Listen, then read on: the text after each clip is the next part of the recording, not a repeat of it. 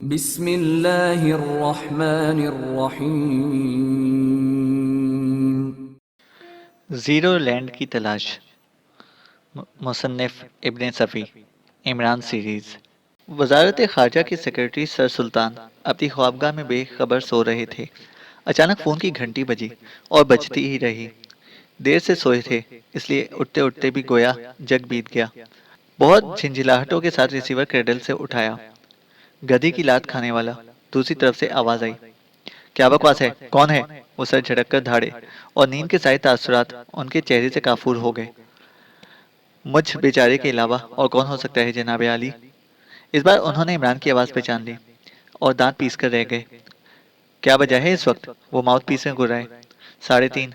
दूसरी तरफ से आवाज़ आई, 2.25 घंटे में लाइन क्लियर मिल जाएगी। क्या आप नहीं जानते कि मैं सरदारगढ़ में से बोल रहा हूँ? क्या बात है? उनने पूछा। तस्वीर की कहानी हमारे दरमियान से बाहर कैसे गई? इमरान ने पूछा। मैं खुद भी मुतहैयर हूँ। बात फौरन प्रेस तक पहुंच गई है। आज रात एक गैर मुल्की रेडियो स्टेशन से उससे मुतालिक एक मुज़ाकिरा भी नशर हुआ था और मेरा शमात्रा नशर होते होते रह गया। इमरान बोला। क्या बकवास है? शमात्रा? सर सुल्तान ने कहा। यानी शामत, मैग्नीफाइड। इमरान बोला। सुनो, मैं सोते से उठा हूँ। वो बहुत जोर से गुर्राए और इमरान अपनी बीती दोहराने लगा।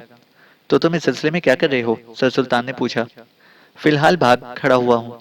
सुबह को देखूंगा कि क्या चक्कर था, लेकिन मुझे यकीन है कि अब वो जगह वीरान ही मिलेगी और उस इमारत का मालिक इंसाइक्लोपीडिया में भी नहीं मिल सकेगा। इमरान ने कहा। तस्वीर कहाँ है? आपकी हिदायत के मुताबिक आईएसआई वालों ने के हवाले कर दी थी। इमरान ने बताया। फॉरेन प्रेस में उसका प्रोपेगेंडा हो जाने के बाद हम दुश्वारी में पड़ गए हैं। सर सुल्तान ने कहा। कोई और चक्कर? इमरान ने सवाल किया।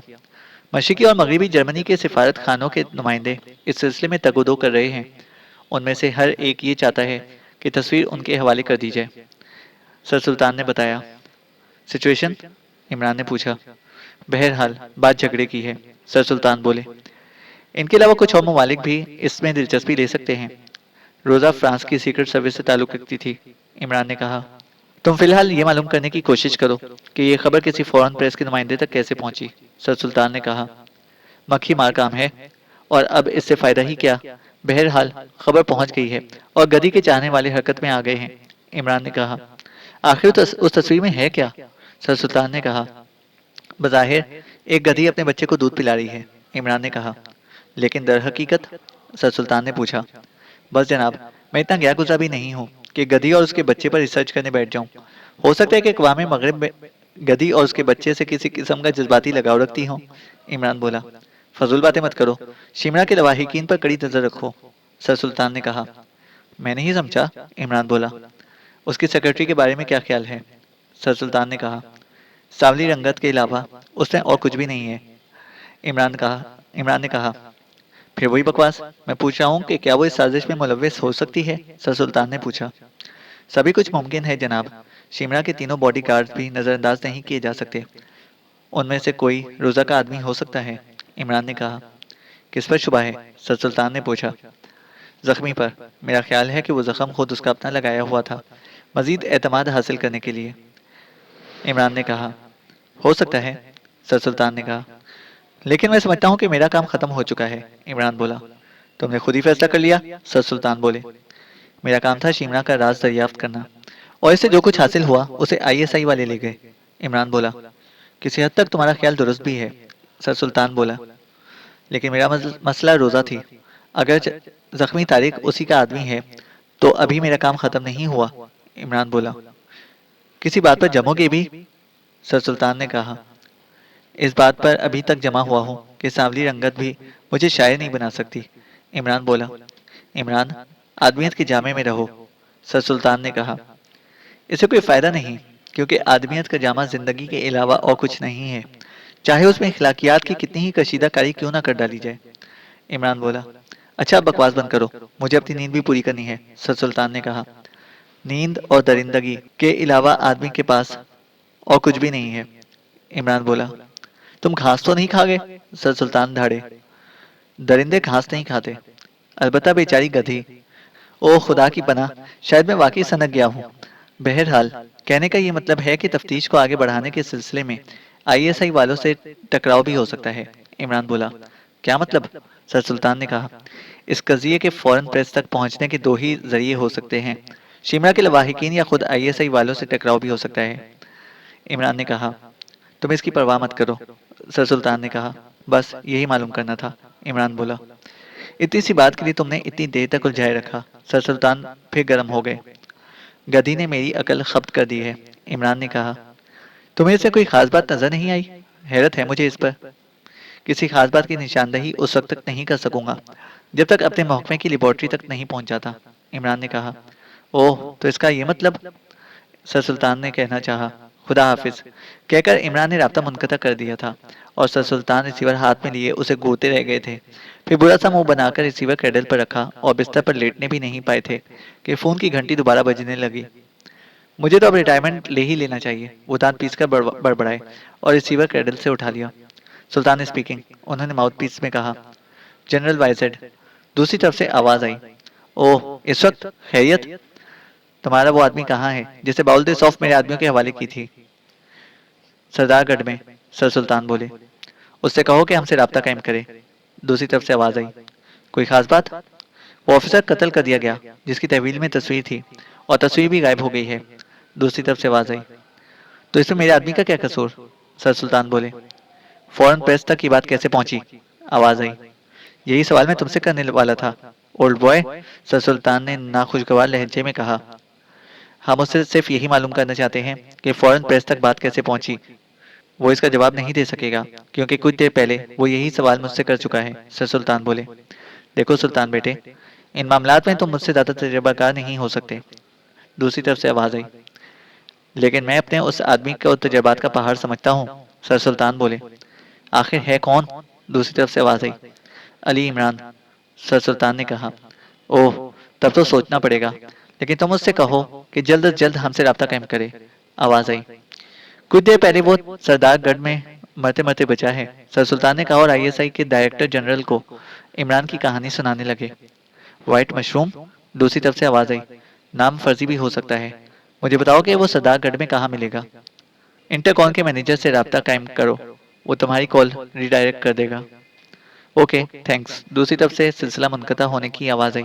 सर सुल्तान रिसीवर हाथ में लिए कुछ सोचते रहे और फिर उसे कैडल पर रखकर पुरतशवीश अंदाज में सर हिलाते हुए बाथरूम की तरफ बढ़ गए। आइडेंटिकास्ट इक्विपमेंट के जरिए वो चेहरा मुकम्मल कर लिया गया और इमरान ने उसकी तस्दीक भी कर दी, लेकिन इसका असल नाम वाइट मशरूम नहीं था। आईएसआई के रिकॉर्ड के मुताबिक वो मशरिकी जर्मनी का एक सीक्रेट एजेंट मैक हावर साबित हुआ था। वो कई मशरिकी ज़बानें रवानी से बोल सकता है, कैप्टन बरलास ने इमरान को बताया। मैक हावर? हो सकता है सर सुल्तान के महकमे में भी इसका रिकॉर्ड मौजूद हो, लेकिन दाढ़ी मसनूई थी। इमरान ने पुरतफक्कुर लहजे में कहा, नाक की मखसूस बनावट की बिना पर उसकी शनाख्त हुई है, कहा गया। शायद रॉकेट पर बैठकर यहाँ आया होगा। इमरान ने अहमकाना अंदाज में कहा, यह क्या बात हुई? पिछली रात ही तो बीबीसी ने उसकी तस्वीर के बारे में मुज़ाकिरा नशर हुआ था और पिछली रात ही वो मुझसे उलझ पड़ा। मुज़ाकिरा सुनते ही रॉकेट पर बैठा और पलक झपकते सरदारगढ़ पहुंच गया। इमरान ने कहा, क्या पहले से यह मौजूद नहीं हो सकता था? अगर पहले से यह मौजूद था तो फिर हमारा वजूद दो कौड़ी का हो जाता है। इमरान बोला, पता नहीं आप क्या कहना चाहते हैं। सवाल तो यह है कि वो यहाँ पहले से क्यों मौजूद था। इमरान बोला, आप तो इस अंदाज में कह रहे हैं जैसे हम ही यहाँ उसकी मौजूदगी के जिम्मेदार हों। बरलास ने कहा, कोई ना कोई तो जिम्मेदार होगा ही। अब मुझे उस डिप्टी डायरेक्टर के बारे में भी कुछ बताइए जो कत्ल कर दिया गया है। इमरान ने कहा, मेजर फ़हीम बहुत मोहतात आदमी थे। पेंटिंग उन्हीं की तहवील में थी? इमरान ने पूछा। जी हाँ, लेकिन उसे घर पर रखने की क्या ज़रूरत थी? इमरान ने कहा, वो खुफिया तहरीरों के माहिर थे। उनका ख्याल था कि तस्वीर के शेड्स में कोई नक्शा मख्फी है, लिहाजा डायरेक्टर जनरल की इजाज़त से वो उसे घर ले गए थे ताकि उस पर ज़्यादा से ज़्यादा वक्त सर्फ कर सकें। उसने बताया। किस किस्म के नक्शे का शुबा हुआ था? हिटलर का खुफिया खजाना? क्या ख्याल है? इमरान ने पूछा। मेरा कोई ख्याल नहीं, बस इतना ही सुना था मैंने, उसने बताया। हालांकि आपको भी उसका इल्म ना होना चाहिए था। इमरान ने कहा, मैं बराह रास्त उनका मातहत था और बहुतीरे मामलात में वो मुझसे मशवरा लेते थे। कैप्टन बरलास ने कहा, क्या मैं वो जगह देख सकता हूँ जहाँ उनकी लाश मिली थी? इमरान बोला, ज़रूर, मुझसे कहा गया है कि हर तरह आपकी मदद करूँ। वो बोला, शुक्रिया। वो रात उन्होंने अपनी ज़ाती तजर्बागाह में गुजारी थी? इमरान ने पूछा। गालिबन पेंटिंग पर तजर्बात करने के लिए। जाहिर है। और वहीं उनकी लाश भी मिली थी? इमरान ने पूछा। जी हाँ। क्या आप अभी चलेंगे? मैं तैयार हूँ, इमरान उठता हुआ बोला। वो बाहर निकलकर स्याह रंग की गाड़ी में बैठ गए। कैप्टन बरलास ने इंजन स्टार्ट किया। आपने भी वो तस्वीर देखी होगी? इमरान ने पूछा। जी हाँ। हंसी तो बहुत आई होगी कि इस बेहुदा सी तस्वीर के लिए इतना हंगामा हो गया। क्या ये गैर फितरी बात थी मिस्टर इमरान? कतई नहीं। अगर मैं साहिब औलाद होता तो ये लतीफ़ा अपने बच्चों को ज़रूर सुनाता, और मेरी बीवी उस गधी की 7 पुश्तों को छान फटक कर रख देती। इमरान ने कहा। गोया आप ये कहना चाहते हैं कि हम दफ्तरी राज अपने खानदान वालों तक पहुंचा देते हैं? कैप्टन बरलास ने नाखुशगवार लहजे में कहा। फिर ये बात फौरन प्रेस के किसी नुमाइंदे तक कैसे पहुंची? इमरान ने कहा। तस्वीर आपके हाथों हम तक पहुंची थी, और आपके गिर्द भी कुछ लोग थे। उसने कहा। मैंने इस इम्कान को भी नज़रअंदाज नहीं किया। उन लोगों को भी देखा जा रहा है जो मेरे आसपास थे, लेकिन इसे तो आप तस्लीम करेंगे कि मेजर फ़हीम का मामला ढका छुपा नहीं था। इमरान ने कहा। मैं नहीं समझा। यानी कि वो इस पेंटिंग को अपने घर ले जा रहे हैं? इमरान ने कहा। जाहिर है, वरना इस तरह कत्ल कैसे कर दिए जाते? मेजर बल्लास बोला।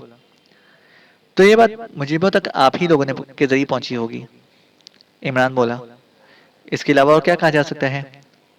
कितने लोगों को इसका इल्म था? इमरान ने कहा। हम तीनों के अलावा और कोई नहीं जानता था। कैप्टन बरलास बोला। यानी डीजी, आप और मेजर फ़हीम?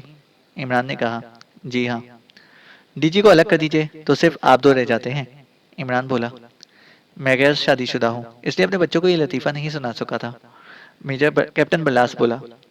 बहरहाल, आपको आपको यकीन है कि ये बात आप ही तक रही थी? इमरान ने पूछा।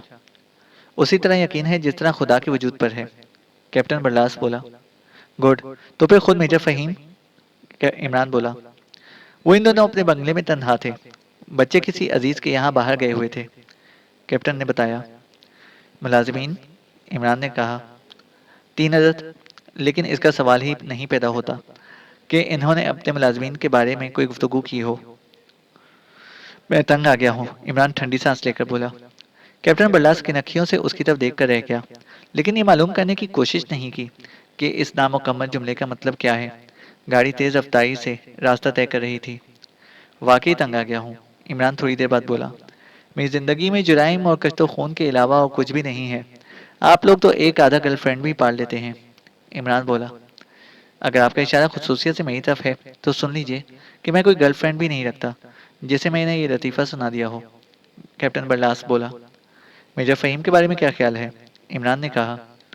मैं उनकी निजी ज़िंदगी से मुतालिक सिर्फ इतना ही जानता हूँ कि 3 बच्चों के बाप थे। कैप्टन बरलास बोला। और इन दिनों बच्चे बाप से दूर थे। इमरान ने बोला।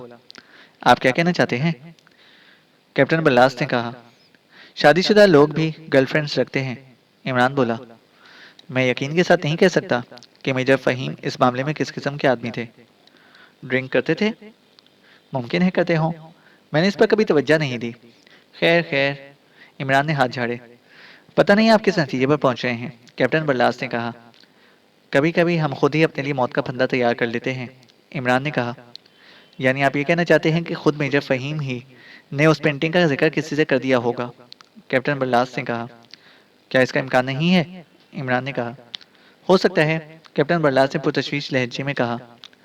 वो मंजिल मकसूद पर पहुंच चुके थे। कैप्टन बरलास ने गाड़ी रोकी। मेजर फ़हीम के ख़ानदान वाले वापस आ गए थे, लेकिन तजर्बा का मुकफल कर दी गई थी। कैप्टन बरलास ने तजर्बा का कुफल खोला और इमरान ने अंदर कदम रखने से पहले कहा।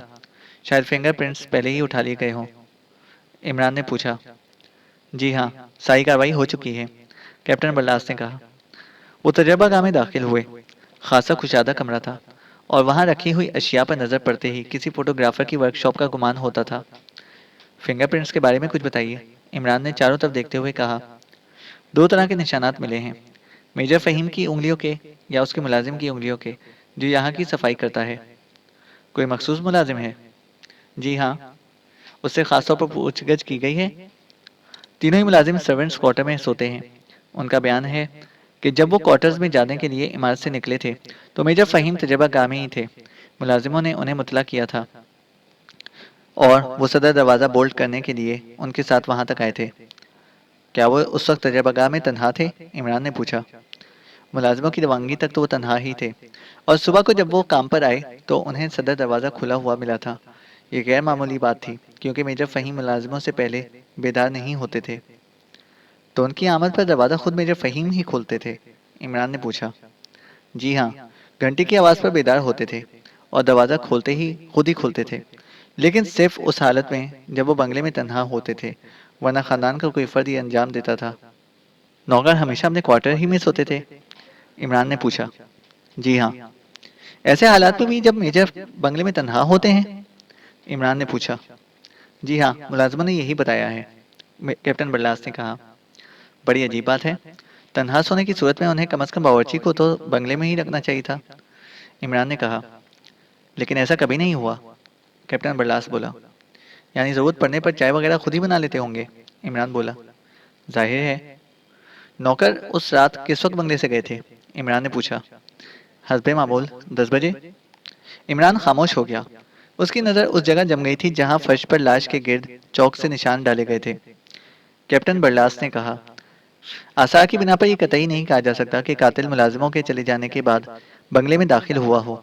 ना किसी खिड़की का कोई शीशा टूटा हुआ मिला है, और ना ही किसी दरवाजे को बेकायदगी से खोले जाने की शहादत मिली है। इससे आप लोग किस नतीजे पर पहुंचे हैं? इमरान बोला।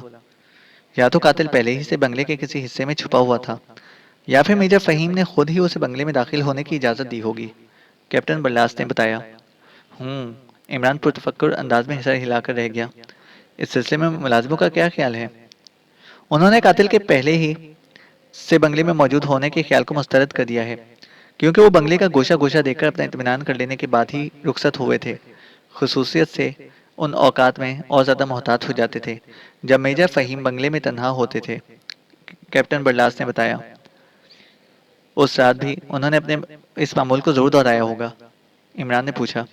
जी हाँ, वो वसूख के साथ कह सकते हैं, और उनकी दानिश में कोई बाद में भी यहाँ नहीं आया था, कैप्टन बरलास बोला। इसके बारे में यकीन के साथ कुछ नहीं कहा जा सकता, या कहा जा सकता है? इमरान ने पूछा। जी नहीं। 10 बजे के बाद भी लोग मिलने के लिए आ सकते हैं? इमरान ने पूछा।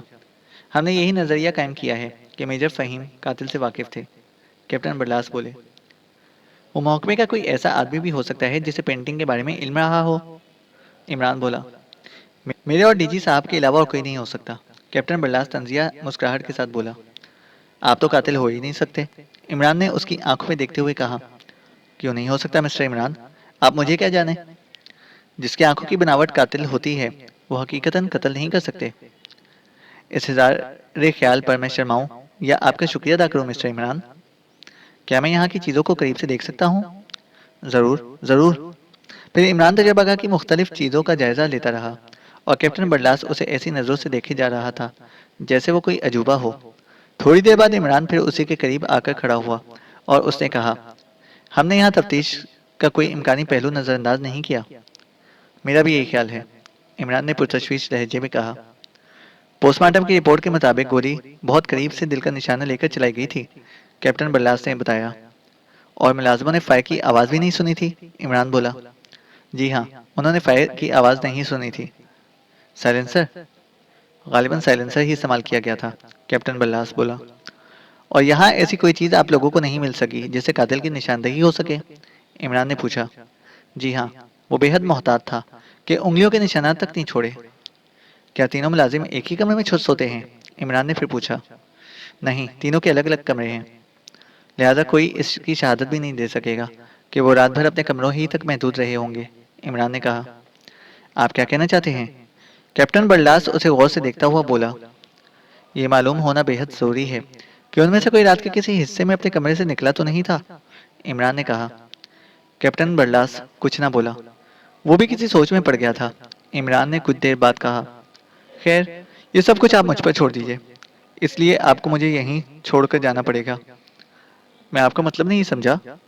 बस आप जाइए, इमरान सर हिलाकर बोला। लेकिन वो खामोश खड़ा इमरान को देखता रहा। मैं अपने तौर पर काम करने का आदी हूँ कैप्टन, इमरान ने कहा। मुझसे कहा गया है कि आपको असिस्ट करूं, कैप्टन बरलास ने कहा। फिलहाल इससे बेहतर असिस्टेंस नहीं हो सकती कि आप मुझे तन्हा छोड़ दें, इमरान बोला। यहाँ तजर्बागाह में? कैप्टन बरलास ने पूछा। नहीं, ड्राइंग रूम में। ओह, तो आप खानदान वालों से भी पूछगिछ करेंगे? हालांकि वो लोग यहाँ नहीं थे, आज ही वापस आए। कैप्टन बरलास बोला। Captain Barlas, please. इमरान हाथ उठाकर रह गया। अच्छी बात है, चलिए। लेकिन क्या बेगम फ़हीम से आपका तारुफ कराना भी पड़ेगा? कैप्टन बरलास ने पूछा। हरगिज़ नहीं, बस आप मुझे ड्राइंग रूम में छोड़कर चली जाइए।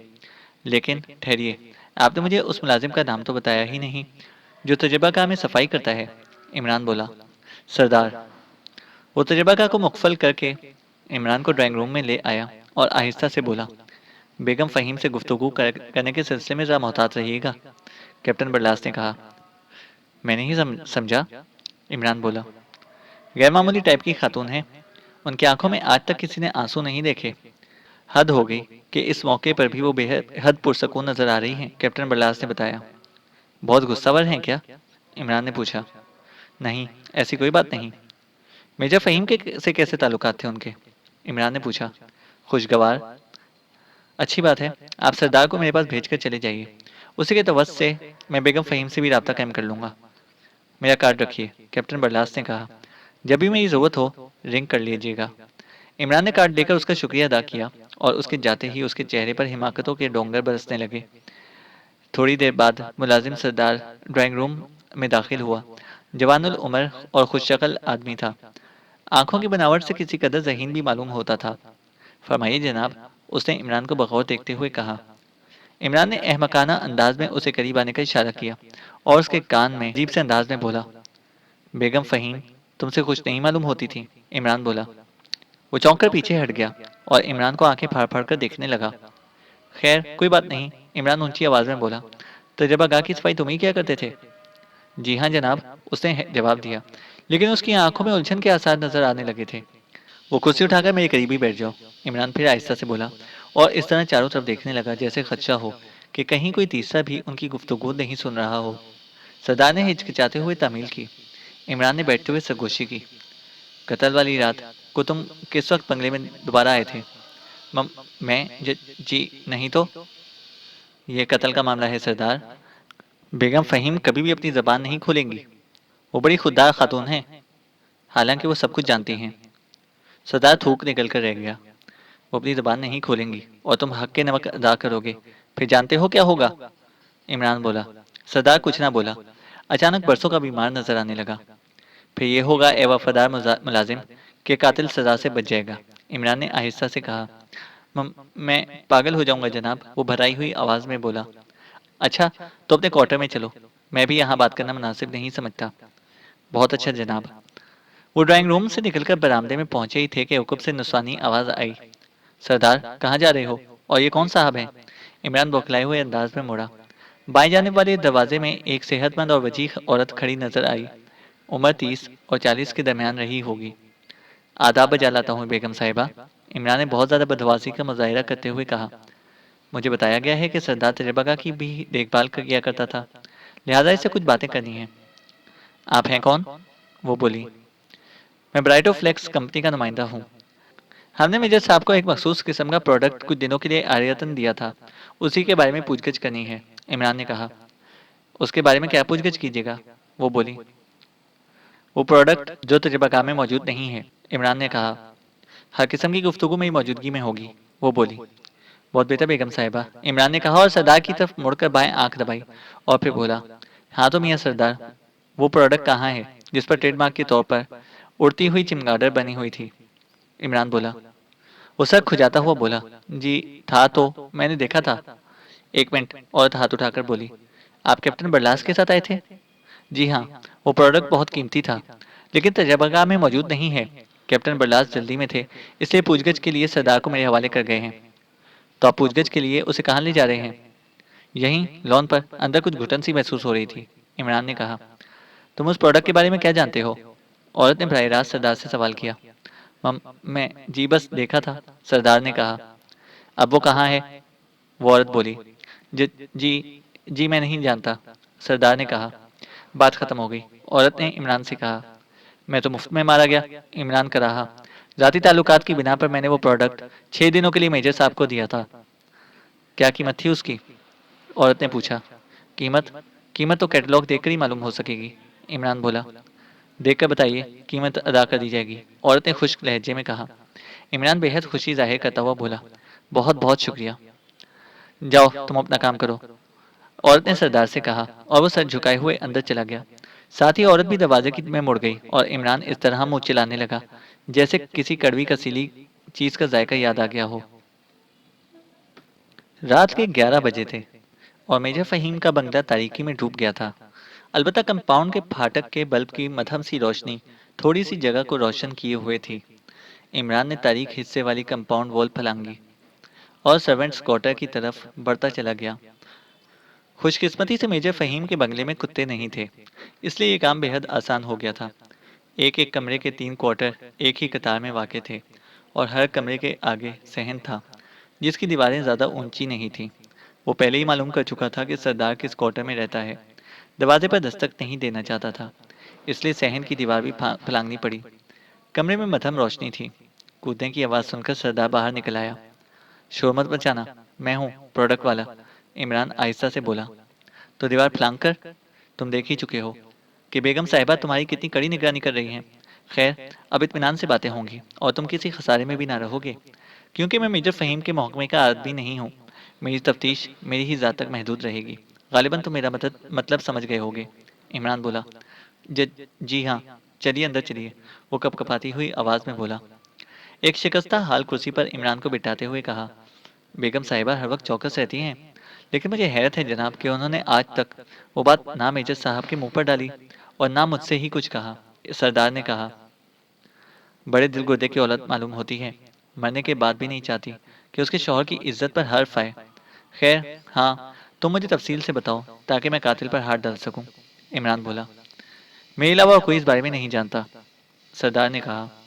मेरा यही अंदाज़ा था, इमरान बोला। बहुत दिनों से वो यहाँ आती जाती रही है। साहब ने सिर्फ मुझे राजदार बनाया था, सरदार ने कहा। बेगम साहिबा की मौजूदगी में भी आई थी? इमरान ने पूछा। कभी नहीं जनाब, बेगम साहिबा हर माह 3-4 दिन के लिए अपने मायके जाती हैं। पता नहीं क्या होता है कि सबसे छोटा बच्चा नानी के लिए तड़पने लगता है और वो गुल मचाता है कि बेगम साहिबा को जाना ही पड़ता है। मेजर फ़हीम ही चुपके से उसे उकसा देते होंगे, इमरान ने बोला। मेरा भी यही ख्याल है जनाब, सरदार बोला। बहरहाल वो उस वक्त आती होंगी जब तुम तीनों अपने क्वार्टर्स में चले जाते होगे, इमरान बोला। जी हाँ, लेकिन उसके बाद मुझे फिर चुपके से जाना पड़ता था, चाय पानी के इंतज़ाम करने के लिए। साहब ने मुझसे कहा था कि वो इससे जर्मन पढ़ते हैं, सरदार ने बताया। और तुम्हें क्या पड़ी थी कि तुम और कुछ समझते, इमरान बोला। जी हाँ, लेकिन जान जोखम का काम था। जान पर बनी रहती थी कि कहीं बात बेगम साहिबा के कानों तक ना पहुंच जाए। तो वो कत्ल वाली रात को भी आई होगी, इमरान ने पूछा। जी हाँ। तन्हा थी? जी हाँ, मैंने तो उसके साथ और किसी को भी नहीं देखा था, सरदार बोला। तुमने ये मालूम करने की कोशिश तो जरूर की होगी कि वो कहाँ रहती है, इमरान ने पूछा। कभी कोशिश नहीं की, बस एक बार इत्तेफाक से मालूम हो गया था। एक दिन बाजार में दिखाई दी और मैं उसके पीछे लग गया। बस ख्वाह सनक गया था। इस तरह रहने की जगह मालूम हो गई थी, सरदार बोला। कहाँ रहती है? सी ब्रिज के पास जो लग्जरी अपार्टमेंट हैं, उन्हीं में 14 नंबर का अपार्टमेंट है उसका, सरदार ने बताया। नाम जानते हो? इमरान बोला। जी नहीं, नाम तो नहीं मालूम कर सका। साहब से कभी कुछ पूछने की हिम्मत नहीं पड़ी थी, सरदार ने कहा। कुदरती बात है। क्या उम्र होगी? इमरान बोला। 20-22 साल से ज़्यादा की नहीं है। बहुत खूबसूरत है साहब। गैर मुल्की है? इमरान ने पूछा। जी साहब, जर्मन होगी। तभी तो साहब उससे जर्मन जबान पढ़ रहे थे, सरदार ने बताया। अच्छा, तो उठो और चुपचाप मेरे साथ निकल चलो, इमरान बोला। जी साहब, मैं समझा नहीं। तुम्हारी ज़िंदगी भी खतरे में है, किसी वक्त भी तुम्हारी मौत वाक़ई हो सकती है, इमरान बोला। नहीं साहब, अचानक वो बेहद खौफजदा नजर आने लगा। यकीन करो, तुमने उस कत्ल वाली रात को यहाँ देखा था। मुझे तो इसी पर हैरत है कि तुम्हें उन लोगों ने जिंदा कैसे छोड़ दिया, इमरान बोला। वो अकेली थी साहब और कोई नहीं था उसके साथ, सरदार बोला। बातों में वक्त ज़ाया ना करो, चुपचाप निकल चलो, वरना पछताने का मौका भी ना मिल सकेगा, इमरान बोला। बड़ी दुश्वारी में वो उस पर आमादा हुआ था। बहरहाल चोरों की तरह वो दोनों वहां से रुखसत हुए। लेकिन जनाब, आप मुझे कहाँ लेकर जाएंगे? सड़क पर पहुंचकर सरदार ने पूछा। मेरे मेहमान रहोगे, इमरान बोला। और यहाँ से मेरी गुमशुदगी का क्या असर होगा, सरदार ने कहा। तुम इसकी फिक्र ना करो, सब ठीक होगा। वो वाकई बहुत खूबसूरत थी। अखरोट की रंगत वाले बालों की छाँव में गहरी नीली आंखें बिल्कुल ऐसी ही लगती थीं जैसे बरसने वाले बादलों ने दो पुरसकून झीलों को ताक लिया हो। लिपस्टिक शायद इस्तेमाल ही नहीं करती थी क्योंकि उसके भरे भरे से होंठ यूं भी सुर्ख ही रहते थे। एक्स टू ने सफदर को उसकी निगरानी पर मुकर्रर किया था। सी ब्रीज के करीब वाले लग्जरी अपार्टमेंट के 14वें फ्लैट में रहती थी। पावलिन ब्रेडा नाम था। इसी नाम की तख्ती अपार्टमेंट के सदर दरवाजे पर नस्ब थी। सफदर के अंदाजे के मुताबिक वो वहां तन्हा ही रहती थी और एक गैर मुल्की सफारत खाने से ताल्लुक था। सफारत खाने के प्रेस अटैची की पर्सनल असिस्टेंट थी। सफदर ने यह सारी मालूमात दिन भर में हासिल कर ली थी और एक्सू की हिदायत के मुताबिक इस वक्त फ़ोन पर इमरान को इससे मुतालिक रिपोर्ट दे रहा था। रिपोर्ट इमरान को दे रहा था इसलिए इब्तिदा उसके हुस्न की तारीफ से हुई थी। यकीन कीजिए, बहुत दिनों बाद इतनी खूबसूरत लड़की नजर आई है, सफदर ने कहा। अल्हम्दुलिल्लाह, दूसरी तरफ से इमरान की आवाज़ आई। यूं ही तिल डालोगे या गिलावट भी बताओगे? जैसे आप फरमाएं, सफदर बोला। मेरा ख्याल है कि उसे माफ़ी कर दो क्योंकि एक लाश भी उसके खाते में लिखी हुई है, इमरान ने कहा। किसकी लाश? सफदर ने पूछा। तफसील में जाने की इजाज़त नहीं, वरना तुम्हें बहर फातिहा ख्वानी इसकी कब्र तक भी पहुंचा देता। अब काम की बात करो, इमरान बोला। सफदर ने बाकायदा रिपोर्ट देनी शुरू कर दी और उसके खामोश होने पर इमरान की आवाज़ आई। अब तुम्हें उसकी सरगर्मियों पर नज़र रखनी है। साथ ही ये भी देखना है कि उसके मिलने जुलने वालों में कोई ऐसा आदमी तो नहीं है जिसकी नाक के बाएं नथने में छोटा सा शगाफ हो, इमरान ने कहा। बहुत बेहतर, सफदर बोला। अगर कोई ऐसा आदमी नजर आ जाए तो फौरन मुझे मुत्तला करना, इमरान बोला। आप कहाँ मिलेंगे? सफदर ने पूछा। लैला की गली में, इमरान बोला। क्या मतलब? सफदर ने कहा। तुम्हारा दिमाग तो नहीं चल गया? इमरान बोला। मैं नहीं समझा, सफदर ने कहा। होश में हो या नहीं? तुम मुझसे लैला का मतलब पूछ रहे हो, जबकि कौम का बच्चा बच्चा जानता है कि वो कौन थी, इमरान ने बताया। सवाल यह है कि आपका इससे क्या ताल्लुक? सफदर ने पूछा। हाँ, ये कायदे की बात की है तुमने। तो सुनो कि तुम्हारे पास मेरे जितने भी नंबर्स हैं उन्हीं में से किसी ना किसी पर जरूर मिल जाऊंगा, इमरान बोला। लैला वाली बात फिर भी रही जाती है, सफदर बोला। मेरे फ्लैट से जो रास्ता महकमा टेलीफोन के दफातर तक जाता है उसे मैं लैला की गली कहता हूँ, इमरान बोला। कोई खास वजह? सफदर ने पूछा। किसी और के धोखे में कमबख्त मेरी लाइन काट गए हैं। खैर, लानत भेजो उन पर। हाँ, तो इस वक्त वो परी तमसाल कहाँ है? इमरान ने पूछा। सीब्रीज में तन्हा बैठी हुई है, सफदर ने कहा। क्या ख्याल है, किसी की मुंतजर है? यकीन के साथ कुछ नहीं कहा जा सकता, वैसे कुछ लिख रही है, सफदर बोला। उसके आसपास कोई मेज खाली हो तो तुम भी पॉम्फ्रेट की एक प्लेट और कॉफी मंगवा कर जग पाना शुरू कर दो, इमरान बोला। बिल कौन अदा करेगा? सफदर ने कहा। अहमक गुमनाम अहमक, इमरान बोला। ये कौन साहब हैं? सफदर ने कहा। हैं एक साहब, वहीं बैठे हुए मिल जाएंगे, इमरान बोला। ज्योग्राफिया क्या है? सफदर ने कहा। टीवी के लिए चीप किस्म के ड्रामे लिखते हैं और गैर मुल्की नज़्मों के तर्जुमे करके खुद को शायर समझने लगते हैं, इमरान ने कहा। कुछ चेहरे मोहरे की भी बात हो जाए, सफदर ने पूछा। शक्ल देखकर ख्वामख्वाह ख्याल पैदा होता है कि पतलून के अंदर छोटी सी दुम जरूर पोशीदा होगी, इमरान ने कहा। समझ में नहीं आता कि आप क्या कहना चाहते हैं, सफदर बोला। यार, बिल मेरे ज़िम्मे, अब छोड़ो भी फ़ोन, इमरान ने कहा और फिर राब्ता मुनक़ता होने की आवाज़ आई। सीब्रीज के पब्लिक फ़ोन बोर्ड से उसने ये कॉल की थी, लिहाजा पावलियन के करीब वाली मेज़ तक पहुंचने में उसे देर न लगी। वो अभी पहले ही की तरह लिखने में मसरूफ़ थी। सफदर ने वेटर को बुलाकर कॉफ़ी तलब की और दूसरे नदीरों के ऐसे अंदाज में पावलियन को घूरने लगा। मकसद ये जाहिर करने के अलावा और कुछ ना था कि उसे महज इसी के लिए उसके करीब एक खाली मेज़ मुंतखब की है। वहाँ सभी पावलियन को घूर रहे थे। थोड़ी देर बाद दो मर्द और एक औरत पावलियन की मेज़ के करीब आकर रुके। ये तीनों भी गैर मुल्की ही थे। वो सर झुकाए लिखने में इतनी मुनहमिक थी कि जब तक उनमें से एक खंखारा नहीं, वो उनकी तरफ मुतवज्जा नहीं हुई थी। बहरहाल, खासे वालिहाना अंदाज में उसने उनका इस्तकबाल किया और अपने साथ बैठने की पेशकश की। इनकी आपस में की गुफ्तगू ऐसी नहीं थी जिससे सफदर को दिलचस्पी हो सकती, लेकिन पावलियन के बोलने का अंदाज भी उसे बेहद दिलकश लग रहा था। अगर एक मुश्तबा फ़र्द की हैसियत से वो उसकी ज़ेर निगरानी ना होती तो वो उससे मिल बैठने की कोशिश ज़रूर करता। करीबन 1 घंटे तक वो लोग कॉफ़ी और तली हुई मछली से शुगल करते रहे। फिर एक जोड़ा उठकर रुखसत हो गया। दूसरा मर्द पावलियन के साथ ही बैठा रहा। अब बताओ, क्या रही? पावलियन ने उससे सवाल किया। मुलाजिम अचानक गायब हो गया है और उन लोगों को भी उसी की तलाश है, मर्द बोला। अच्छी खबर नहीं है, आखिर तुमने उसे ठिकाने लगा देने में इतनी देर क्यों लगा दी? मौका नहीं मिल सका था। उसका इस तरह गायब हो जाना खतरनाक साबित हो सकता है, पावलियन बोली। वहम में ना पड़ो, वो इसीलिए गायब हो गया है कि कहीं बात तुम तक न जा पहुंचे। उसे मुझसे क्या हमदर्दी हो सकती है? अपने मालिक का राजदार था, ना चाहता होगा कि मरने के बाद उसकी बदनामी हो। आखिर शादीशुदा आदमी था। मर्द बोला। तुम्हारी ये दलील मुझे मुतमईन नहीं कर सकती। ओह, फिक्र ना करो, ये सब अहमक और एहसास कमतरी के शिकार हैं। उनके फरिश्ते भी हम तक नहीं पहुंच सकते। मर्द बोला। और अगर पहुंच गए तो? पावलियन ने पूछा। वो इसी सूरत में मुमकिन है जब मुलाजिम अपने पिछले बयान से मुनहरिफ हो जाए, और हो सकता है बॉस ही ने उसका कोई इंतजाम कर दिया हो। नामुमकिन। बॉस ने भी उसे भी तुम्हारी जिम्मे डाला था। ये बहुत बुरा हुआ, बहुत ही बुरा। पावलियन बोली। मैं उसे तलाश करने की कोशिश करूंगा। मुझे बाखबर रखना। अब जाओ, तुमने मुझे बेतमिनानी में मुब्तला कर दिया है। पावलियन बोली। वो उठ गया। गुफ्तगू का यह हिस्सा सफदर के लिए बहुत अहम था, और अक्लमंदी का तकाजा भी यही था कि वो फौरी तौर पर इमरान को इससे मुतला करने की बजाय उस आदमी का ताकुब शुरू कर देता। लिहाजा उसने पावलियन को तो वहीं छोड़ा और काउंटर बिल पर अदा करके उस आदमी के पीछे चल पड़ा। चैनल को सब्सक्राइब करें और बेल आइकन को प्रेस करें ताकि हमारी हर अपडेट आपको बर वक्त मिल सके।